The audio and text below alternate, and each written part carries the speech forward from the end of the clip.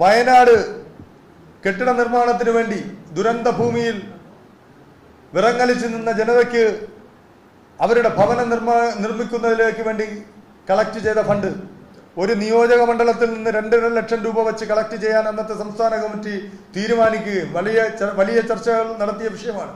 2.5 ലക്ഷം രൂപ വെച്ച് കളക്ട് ചെയ്യാൻ വേണ്ടി തീരുമാനിക്കുകയും കുറേയധികം അസംബ്ലി കമ്മിറ്റികൾ അത് നൽകുകയും ചെയ്തു.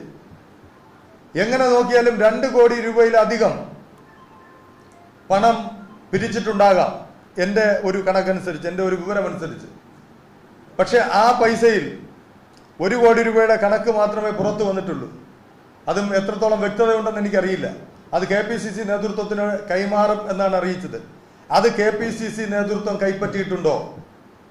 ഉണ്ടെങ്കിൽ അതിൻ്റെ വ്യക്തമായ വിവരങ്ങൾ ഈ തെരഞ്ഞെടുപ്പ് സമയത്ത് ഏറ്റവും അധികം ചർച്ച ചെയ്യപ്പെടാൻ പോകുന്ന വിഷയങ്ങളിൽ ഒന്നാണ് ഈ വിഷയം എന്ന് നമുക്ക് മനസ്സിലാക്കുവാൻ കഴിവുള്ളതുകൊണ്ട് അതിൽ ഫണ്ട് കളക്ഷന് നേതൃത്വം നൽകിയ യൂത്ത് കോൺഗ്രസിന്റെ സഹപ്രവർത്തകർ, വിവിധ മണ്ഡലങ്ങളിലുള്ള മണ്ഡലം പ്രസിഡന്റുമാർ, ബ്ലോക്ക് പ്രസിഡന്റുമാർ, അവർ പ്രതികളാകരുത് എന്നുള്ളതുകൊണ്ട്, അവരുടെ മേൽ ആളുകൾ കുറ്റമാരോപിക്കരുത് എന്നുള്ളതുകൊണ്ട് അതിനെപ്പറ്റി വിശദമായ അന്വേഷണം KPCC നേതൃത്വം നടത്തണം.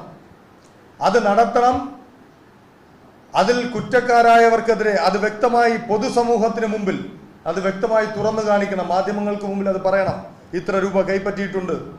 യൂത്ത് കോൺഗ്രസിന്റെ സംസ്ഥാന അധ്യക്ഷനായിക്കോട്ടെ, യൂത്ത് കോൺഗ്രസിന്റെ ഉത്തരവാദിപ്പെട്ടവരായിക്കോട്ടെ, KPCCയുടെ ആളുകളായിക്കോട്ടെ, അത് എത്ര രൂപ എങ്ങനെ കിട്ടി എന്നുള്ളത് വളരെ വ്യക്തമായി അത് പറയണം.